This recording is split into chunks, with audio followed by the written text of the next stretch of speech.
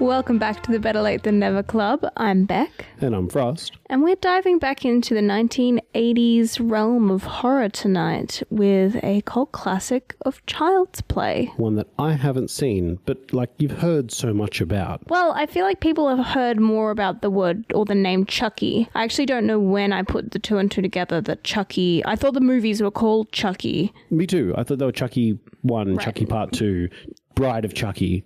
Chucky. Yeah. Chucky goes to White Castle. I don't know. Too Chucky, too furious. But yeah, no, that's what they are. These are the Child's Play / Chucky movies. And yeah, I haven't seen them either. Yeah. I think I've seen either derivatives like the Chucky versus the World or Bride of Chucky or something.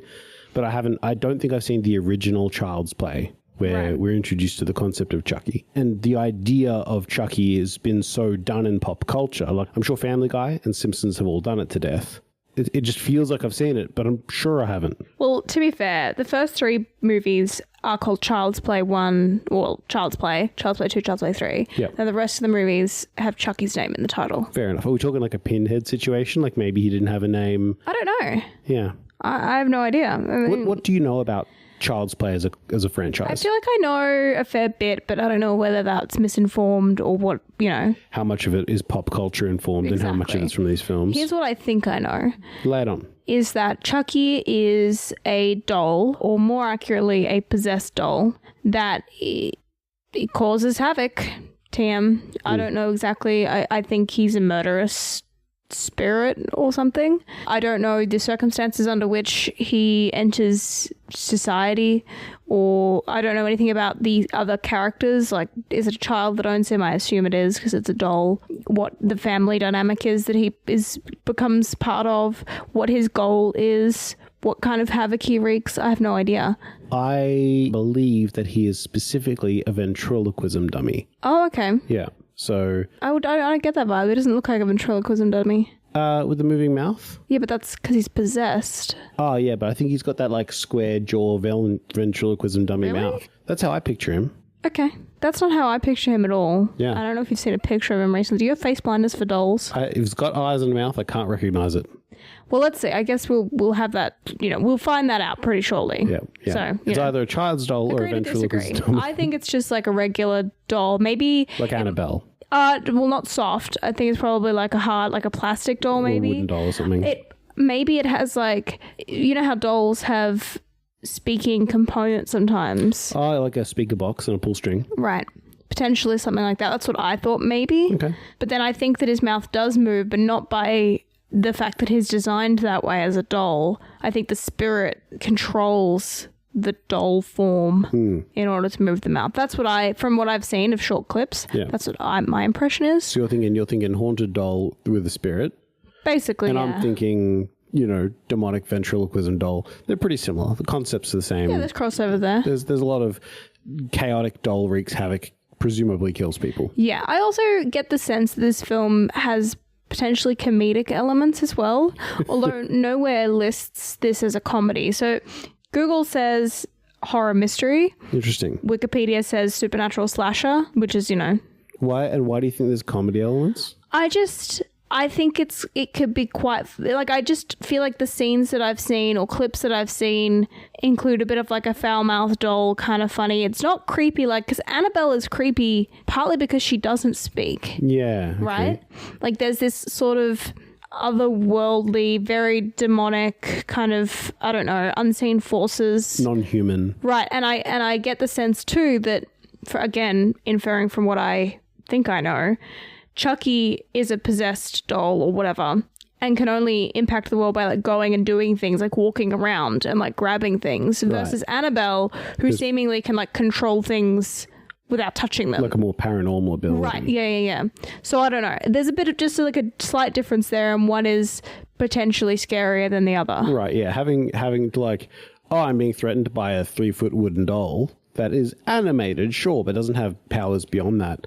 That certainly precedes, it could be funny. There could be moments where it's how is this doll killing you? It's a 3-foot wooden doll. And maybe it also gets funnier later, because I feel like I've seen funny audio clips or heard funny audio clips from Bride of Chucky, because there's the female So version. when the franchise has gone off a cliff, Maybe. it's There's like gone. 6 movies. Yeah. So maybe I'm getting my wires crossed for like other content that comes after. And the original one maybe is quite just fully scary.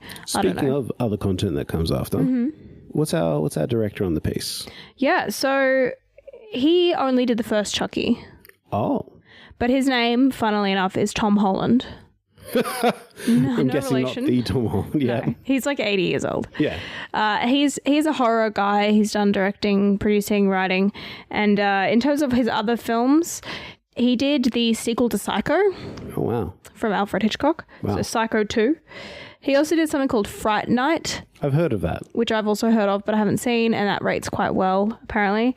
And he also did the Stephen King adaptation of Thinner, Oh, that's a good book. which is as a movie. Yeah. So again, I'm just listing these as ones that stuck out to me that either you'd be interested in or were just kind of higher rated, We've got a bigger couple of names. days left in October. Maybe we squeeze one of those in. Maybe. But yeah, so he's a horror guy. He's also done other things and TV shows and miniseries and stuff, but I just picked out a few. Yeah. In terms of other Chucky / Child's Play stuff, like I said, there's 6 movies. Yep.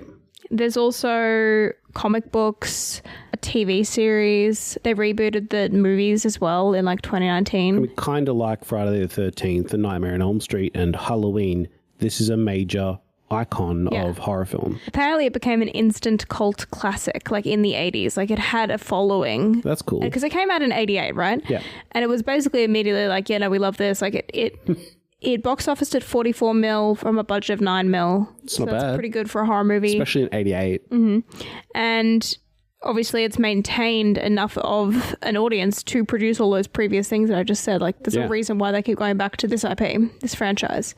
So yeah, I'm really interested to see the origins. The only other thing I wanted to mention, the only thing I have written down is that it did have a little bit of controversy around its creation and release because it centers obviously around a child's toy, and there were sort of 2 main elements to people's aversion. One was that it would make kids scared of their toys, which is valid, but also it's a movie for adults. Yeah, so, don't show the scary horror film to your kids, I guess. yeah. And then secondly, people thought it might cause violence in children in general. But people have been making that argument about a lot of things for a long time. Don't let the kids read newspapers. It'll cause violence. Don't let the kids watch the news. It'll cause violence. I think it's just like, I don't want my children exposed to, like, anything can be taken incorrectly from the right. Sounds like parents should police what their kids consume. Yeah, it's almost like that's fair, yeah. So that's really the only things I have written down. I don't know anything else for certain. I'm very intrigued. It's not the kind of movie I thought I would ever want to watch. It has, I don't know, there's something gimmicky about it that I always thought would be the case. So I'm interested to see whether it's actually scary or not. Yeah, it certainly risks, because of like all those things you mentioned about the antagonists, the Chucky, it's not called Child's Play, so he's not the titular character, being not paranormal in their abilities per se. But maybe he is, I don't know. Maybe he is. That's the thing. I guess I've made up my mind about what I think is scary or not about this film without even watching it. Yeah. So I'm excited to see whether that is confirmed correct or not. We might make it to the post credits roll, and we're just like huddling back and forth, going into the mics like, we were so wrong. The good news is I don't own any dolls, really. Yeah, that's true. So there's nothing scary about this in terms of, we're not going to go around in a house later and there's going to be a doll on a shelf and be like, oh, that's terrifying. Now, if there was a doll on our shelf, then it actually is terrifying because we don't own any. So for one to appear... If we find any, immediate moving out. Yeah. I mean, I'm going to be screwed if there's ever a movie about a haunted pumpkin. Dear listener, we are surrounded by, at quick count, about 30 pumpkins. Yeah. Many varieties and materials. But that's really all I have to say. Let's dive into probably our last horror movie for the season and watch another classic of Child's Play. First, we find ourselves in the middle of a chase between Detective Mike and killer on the loose, Charles Lee Ray. When Charles is injured and cornered in a toy store, he invokes voodoo magic that transfers his soul into the body of a nearby doll, unbeknownst to the detective. Sometime later, single mother Karen acquires one of these dolls for her son Andy, who's delighted by his new playmate that calls itself Chucky. That night, Andy is babysat by his aunt Maggie. While he sleeps, Chucky begins his rampage, attacking Maggie and causing her to fall to her death. In the aftermath, Karen is distraught and meets Detective Mike, who initially does not believe the doll will be involved, as it appears inert. But after Chucky uses Andy to kill his former conspirator, suspicions begin to rise. Karen unveils the doll's true identity before it escapes, and once the detective is also attacked, the two team up to take it down. Andy, Karen, and Mike barely survive a final encounter with the evil doll, taking it down with a kill shot to the human heart within. Here's some deeper thoughts on the matter. So I was totally wrong. It wasn't a ventriloquist doll at all. I don't know why I thought it was a ventriloquist doll, but here we are. Look, I hate to say I told you so. I mean, I don't think you did tell me so, or maybe if you did, like I just argued that I didn't think it was a ventriloquist doll. I recall agree to disagree. I wonder what I'm thinking of. There is a kind of famous creepy ventriloquist doll visage. I don't know if it's in a particular movie or not. Yeah, well, that's what I was thinking of. Yeah, is that, not this? So I don't really know what I'm thinking of. Which, that's fascinating. Dear listener, if you know what ventriloquism horror I was thinking of, or if it's completely made up and I'm having a think you have the Saw face? No, that's kind of ventriloquist doll. I'm definitely thinking of a wood-faced doll that has that kind of movement. But the Saw one is like painted white with like red spirals on it. You know what I mean? I was definitely thinking of a doll that is made to look like a human that has like a wooden face and like this one?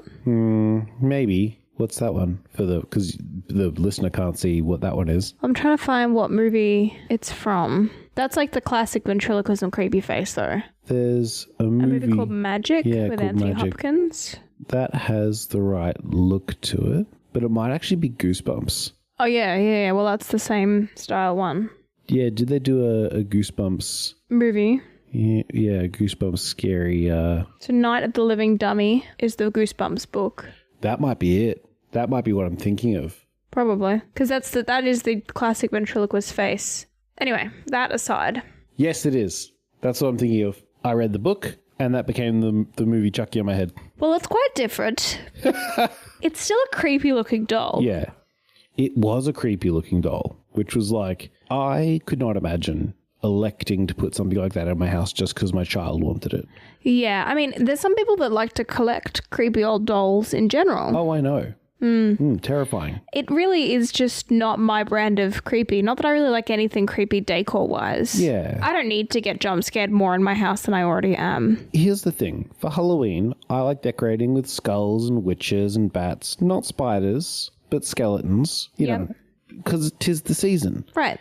But it's not a year-round vibe for me. No, definitely not. And creepy dolls have a certain je ne sais quoi that I'm just not in for. I don't think we're ever going to have a Halloween decoration that is just creepy dolls because no.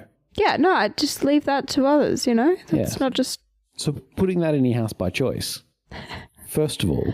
But I do sympathise with everyone in this film. Most of the people in this film, I will say, act pretty rationally. Oh, yeah. Which is something I really appreciate in a horror film. Oh, yeah. So first of all, you've got 6-year-old little Andy. What a sweetie. And he's just living his best life. He's got a friend. Yeah. He is taken advantage of. Oh, yeah.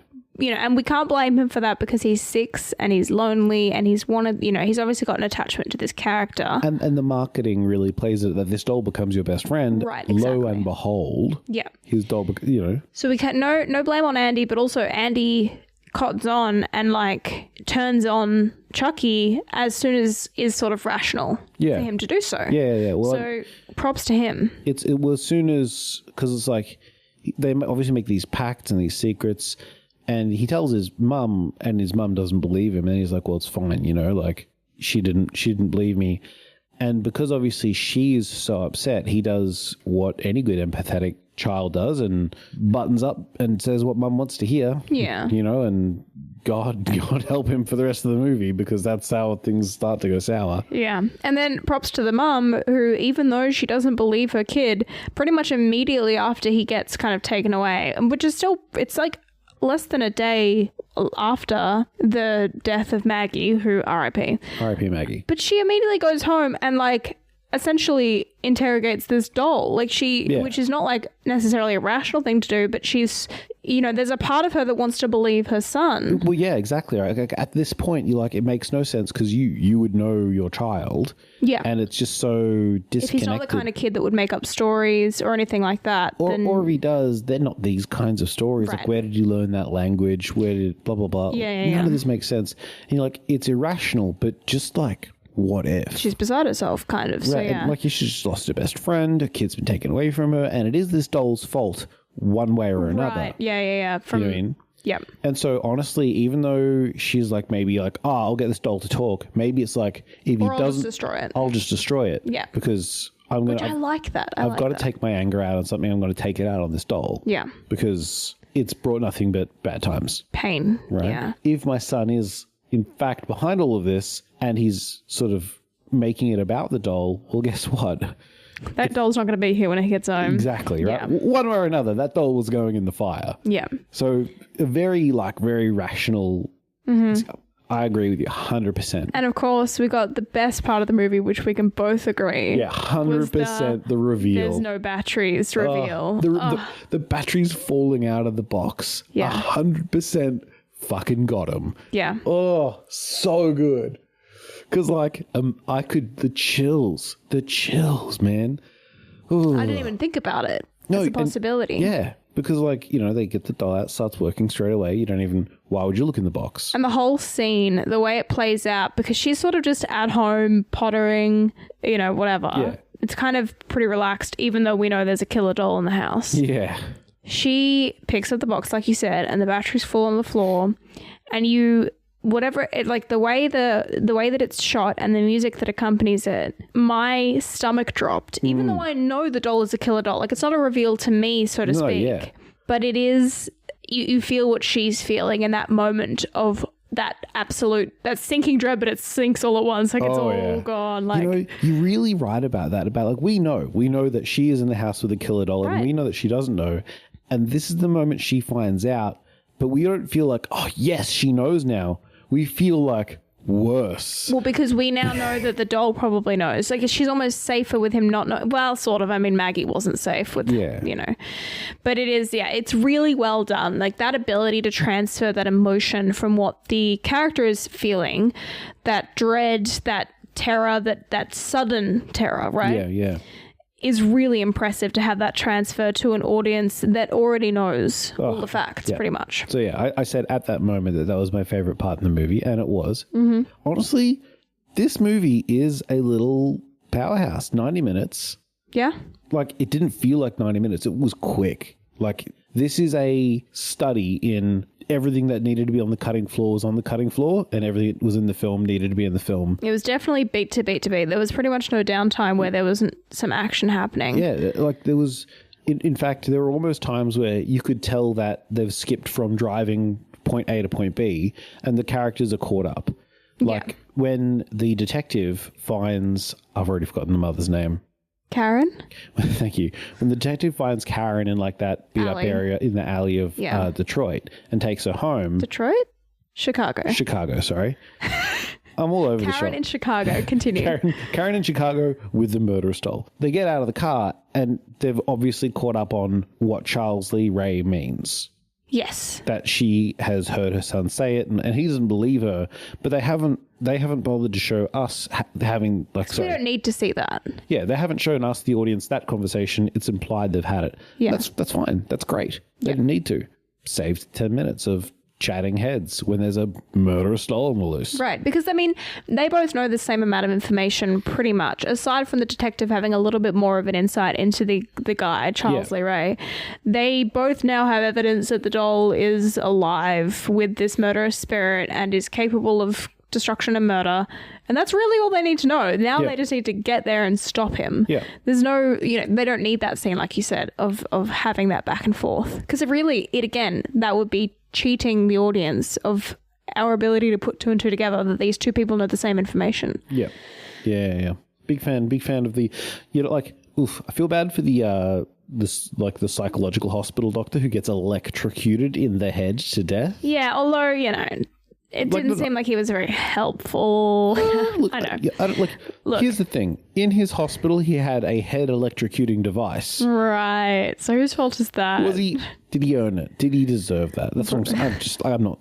Look, obviously no one deserves it, but still.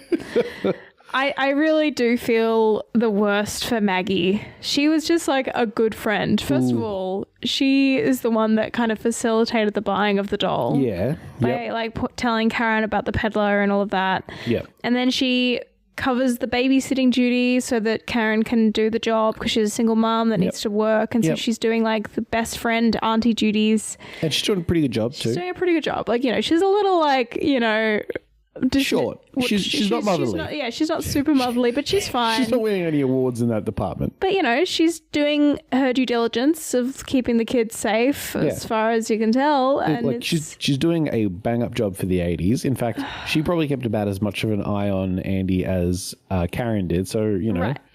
And she has a pretty horrible death. Yeah. Hammer to the face and then God knows how many stories fall. I think it was about 8 based on the times they kept panning up that.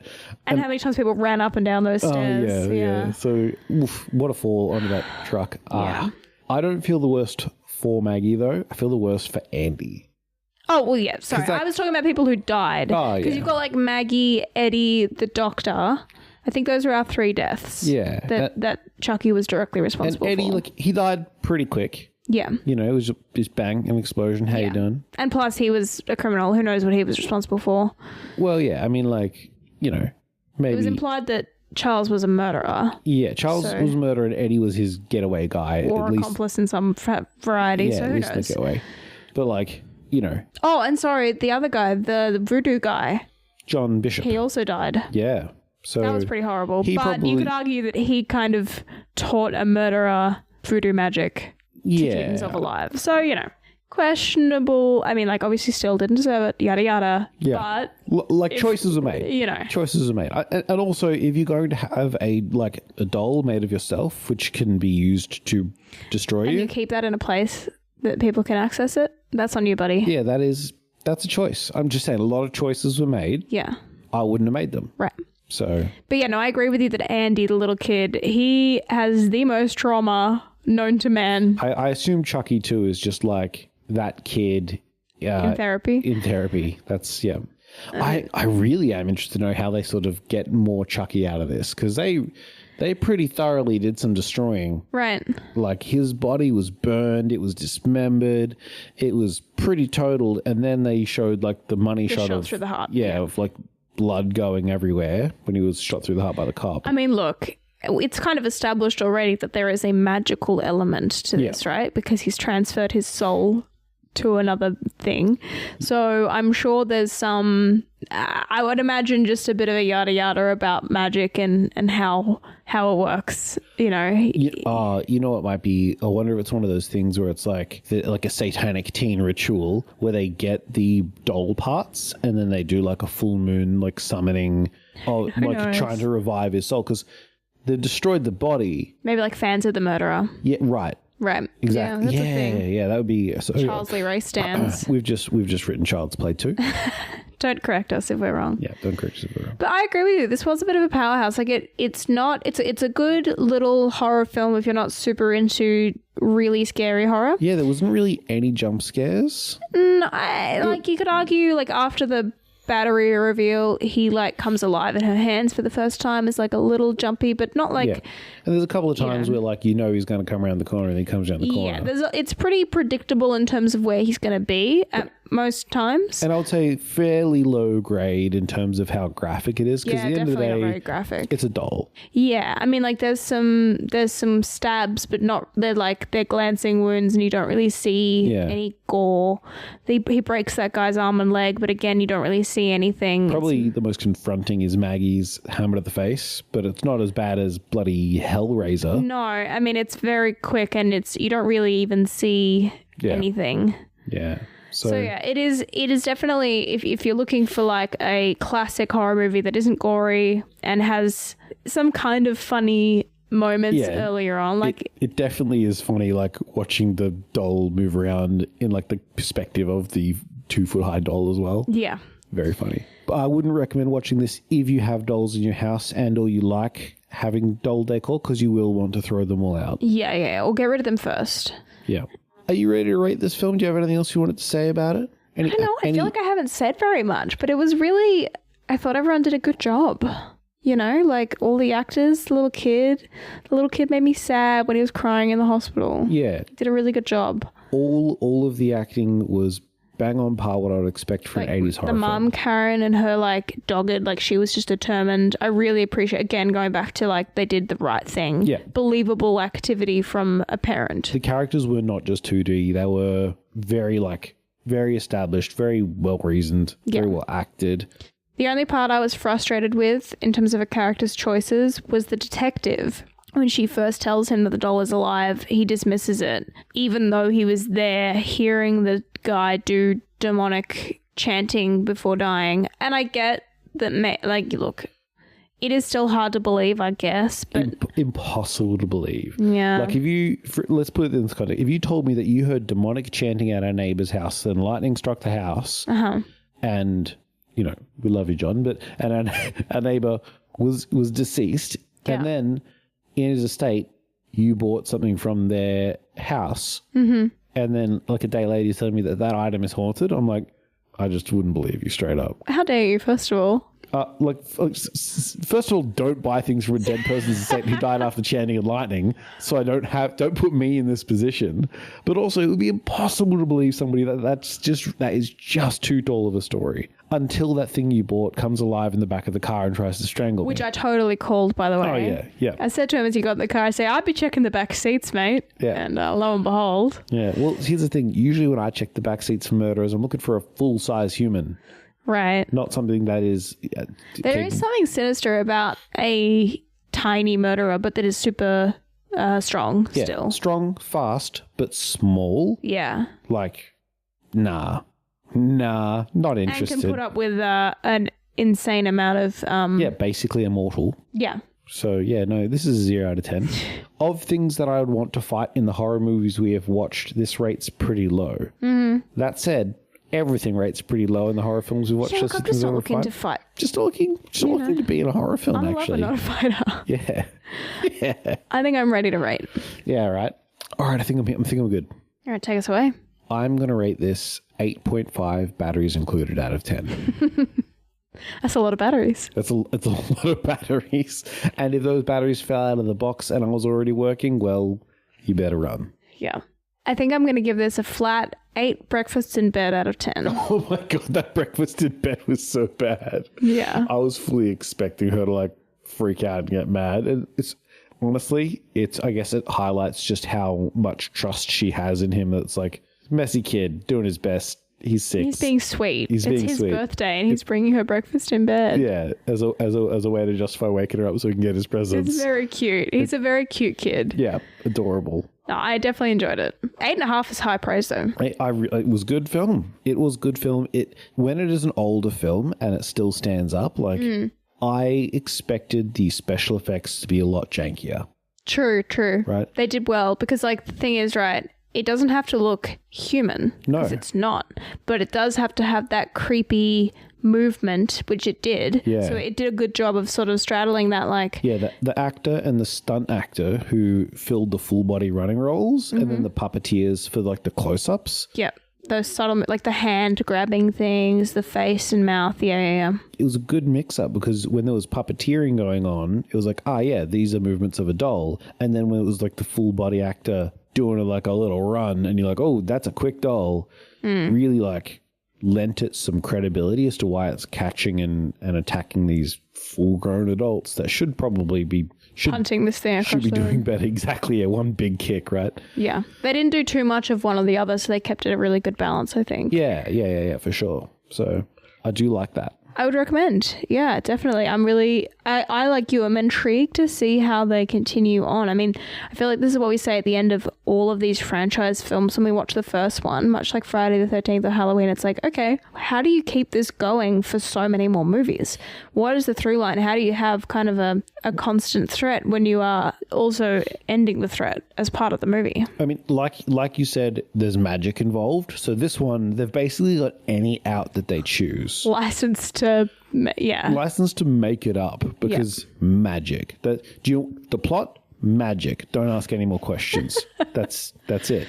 Some of the other ones are like Friday the 13th, where there's like an element of supernatural. Yeah. But then we're just getting a completely different storyline. Right. That's just I mean, like, even Halloween he's got a supernatural undertone as well. right. Yeah. There's a like, he's so evil he cannot die, I guess. Yeah. But this is like, no. It's not like, ooh, maybe it's definitely magic. Yep. Like straight up Voodoo. magic. Yeah. Capital M and the rest of the letters also magic. So yeah, I can see how they'd get away with it. And I can also see how like from 4 onwards, when you've done everything that you can get away with scary. You introduce a bride of Chucky. You branch into comedy. Yeah. You know, I can appreciate that. There's also something inherently kind of funny about a little doll speaking with like A filthy mouth. You know, murderer. I mean, it's like there's that scene in the elevator where the woman's like, ugly doll, and he's like, fuck you. So yeah, I see what they were going for. And if you let your kids watch this, you're a bad parent. Yeah, obviously. Basically. This why would they think this causes violence in children? If anything, violence in dolls. I mean, Andy does have to fight back. Yeah. So you could argue that. That's about it. I think he swings a bat and grabs a knife. He grabs a knife. Yeah. Thanks for listening, everyone. I hope you enjoyed our thoughts. If you've seen Child's Play, let us know what you thought and whether you think we should watch the next 5 installments of the Child's Play series. Or if you have any other movies that you'd like us to watch and rate and give our highbrow opinions of. Oh, they're definitely highbrow. Definitely not making it up. Definitely not getting it horribly wrong in the pre-roll, because I'm thinking of a book I read that is so vivid. I remember it as a film, apparently. It's the trauma coming through, darling. That's the trauma coming through. Let us know wherever you can find us on Instagram, Facebook, Patreon, etc. We take all suggestions and put them in a safe little spreadsheet until we can get to them. Yeah, that's the plan. And lastly, happy Halloween. Happy Halloween, folks. Bye-bye now. Till next time. This episode of the Better Late Than Never Club is brought to you by our patrons. Alex, Christopher, Lindy, Matthew, Nathan, and Rachel. And also our members, Aimless, Andrew, Raina, Salty Pond, and Simon. Thank you for listening.